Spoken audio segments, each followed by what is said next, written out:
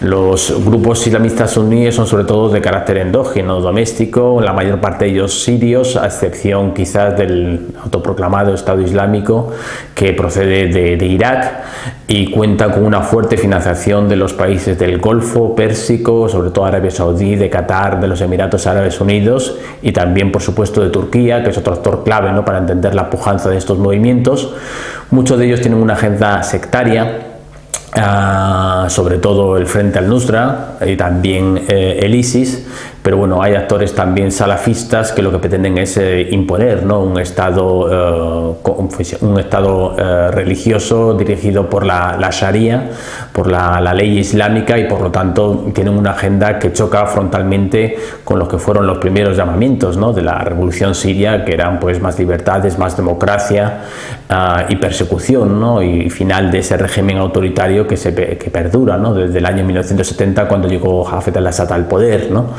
Y después, aunque se ha puesto el foco, ya digo, sobre estos actores de carácter suní, también tenemos que hacer referencia a una yihad chií que prácticamente desde los primeros compases, ¿no?, de la guerra también poco a poco va tomando cuerpo, va ganando pujanza, con la irrupción primero de Hezbollah, las milicias chiíes libanesas de Hezbollah, y posteriormente la irrupción de otros actores como las milicias chiíes iraquíes o también pakistaníes o afganas, todas ellas pues orquestadas, ¿no?, por la Guardia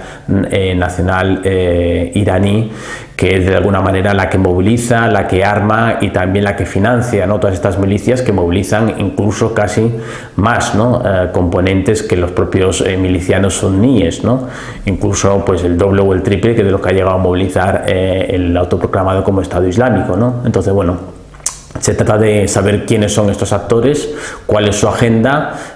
quién los financia y qué papel han tenido precisamente en el agravamiento de la guerra civil siria. Estamos en una situación, yo creo que entrando en una nueva fase, ¿no?, en el que la guerra va a tener pues mucha menos intensidad de la que lo tuvo en las anteriores etapas.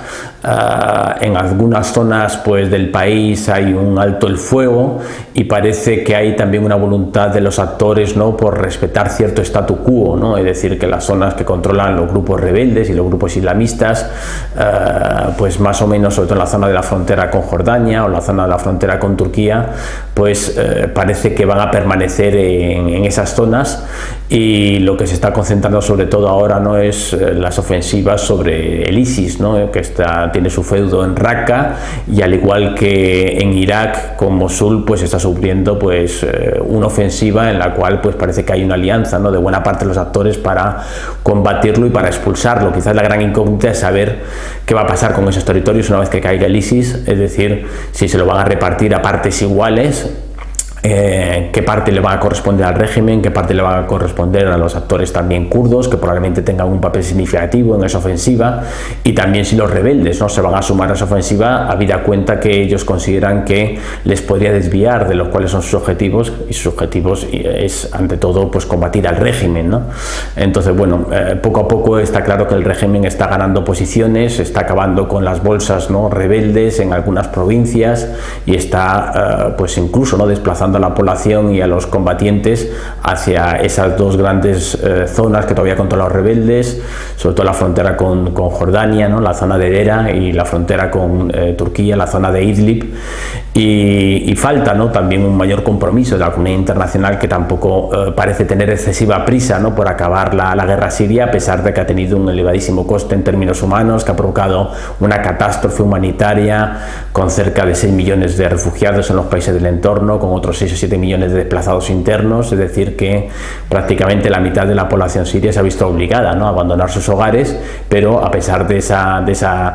cifras tan dramáticas, a pesar de esa crisis humanitaria tan intensa, pues parece que no hay excesiva voluntad, ¿no?, por parte de la comunidad internacional de involucrarse, y que confían, ¿no?, quizás a una paz rusa, ¿no?, es decir, que los rusos impongan los términos de esa paz, y obviamente esto pasa por el mantenimiento en el poder de Bashar al-Assad, ¿no?, algo que claramente es inaceptable para los grupos rebeldes y para la oposición siria, pero que poco a poco